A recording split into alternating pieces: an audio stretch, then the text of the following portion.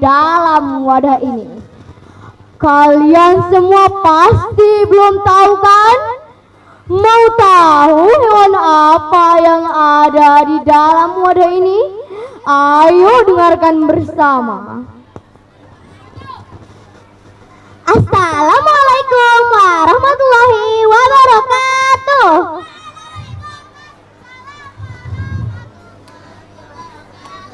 Halo Dewan Juri, halo teman-teman semua. Perkenalkan, nama saya Dian Putri Aziza dari STIT Al-Furqan, Palembang.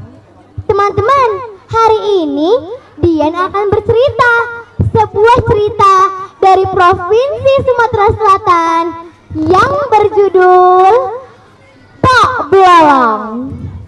Ayo dengarkan bersama. Suatu hari hiduplah seorang lelaki tua yang bernama Pak Belalang. Teman-teman, Belalang terkenal sangat malas bekerja. Tetapi ia memiliki anak yang sangat rajin bernama Lemang. Suatu malam ketika Pak Belalang dan Lemang sedang berjalan menuju ke rumah mereka, tak sengaja Pak Belalang melihat sekelompok orang yang berpakaian hitam-hitam sedang menggiring sapi.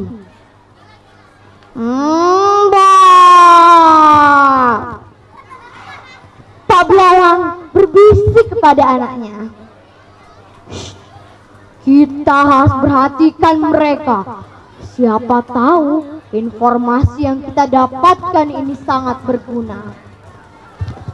Nah teman-teman, ketika Pak Belalang dan Lemang sampai ke rumah mereka sangat terkejut karena warga di desa panik karena kehilangan sapi-sapi mereka.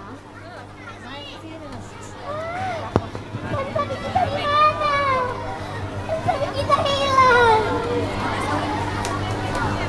Nah teman-teman, Pak Belalang yang melihat kejadian itu mempunyai ide. Aku mempunyai ide. Apa ya idenya teman-teman? Ternyata idenya adalah Pak Belalang mau berkelakuan di orang tidur dan di orang yang meninggal. Hei warga di desa, tenanglah. Aku sudah tahu di mana sapi-sapi. Hah? Tidak mungkin. Bagaimana kamu tahu di mana sapi-sapi kita? Aku sudah tahu di mana sapi-sapi kalian. Sapi-sapi kalian berada di hutan bambu. Nah teman-teman, warga desa yang sangat penasaran pun akhirnya pergi ke hutan bambu. Benar saja teman-teman, ternyata sapi-sapi mereka ada di sana. Wah, Pak Belalang hebat ya. Dia bisa tahu di mana sapi-sapi kita berada. Pak Belalang itu hebat loh. Sejak saat itu, Pak Belalang dijuluki ahli peramal atau ahli nujum. Suatu hari, Pak Belalang dipanggil Raja Indra ke istananya untuk membantunya menjawab teka dari Raja Negeri Seberang. Wahai Pak Belalang, aku ingin minta bantuanmu untuk menjawab teka-teki dari Raja Negeri Seberang. Jika kamu tidak mau dan berhasil menjawab teka-teki itu, aku akan menghukummu. Tapi jika sebaliknya, jika kamu berhasil menjawab teka-teki dari Raja, aku akan berikanmu banyak hadiah. Apa? Teka-teki? Bagaimana ya? Tapi baiklah, aku akan mencobanya.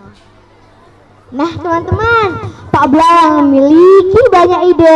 Akhirnya menyuruh anaknya Lemang untuk mendengarkan percakapan dari kapal Raja Negeri Seberang yang sudah bersandar di negerinya. Akhirnya Lemang pun berhasil mendengarkan percakapan dari kapal Raja Negeri Seberang. Langsung saja ia memberitahukannya kepada Pak Belalang. Jadi itu jawabannya.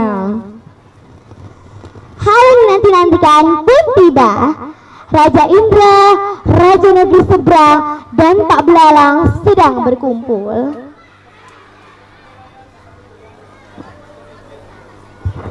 Oh, jadi ini yang namanya Pak Belalang. Baiklah, aku akan berikan teka-tekiku. Teka-tekinya ada.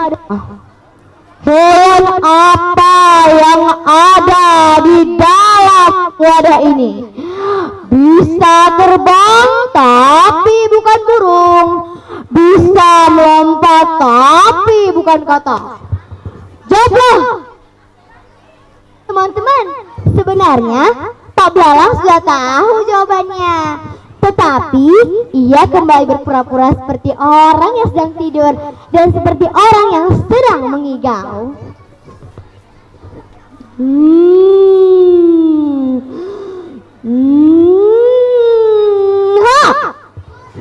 Aku sudah tahu hewan apa yang ada di dalam wadah ini. Hewan yang ada di dalam wadah ini pasti belalang. Teman-teman, Raja Negeri Seberang sangat terkejut karena Pak Belalang bisa menjawab teka-teki darinya. Wah, Pak Belalang, jawabanmu memang benar. Memang belalang, aku mengakui kehebatanmu. Sejak saat itu, Pak Belalang mendapatkan banyak hadiah dari Raja Negeri Seberang dan Raja Indra. Salah satunya adalah peta kebun. Teman-teman, Pak Belalang itu hatinya merasa tidak tenang loh. Kenapa ya? Karena Pak Belalang selalu berbohong. Sejak saat ini, Pak Belalang mau berubah hanya untuk menjadi petani dan selalu bersikap jujur. Hikmah dari cerita ini adalah kita harus bersikap jujur agar hati kita menjadi tenang dan selalu berbuat kebaikan ya teman-teman. Jangan lupa ya nasihat dari saya. Demikianlah cerita dari saya. Wassalamualaikum warahmatullahi wabarakatuh.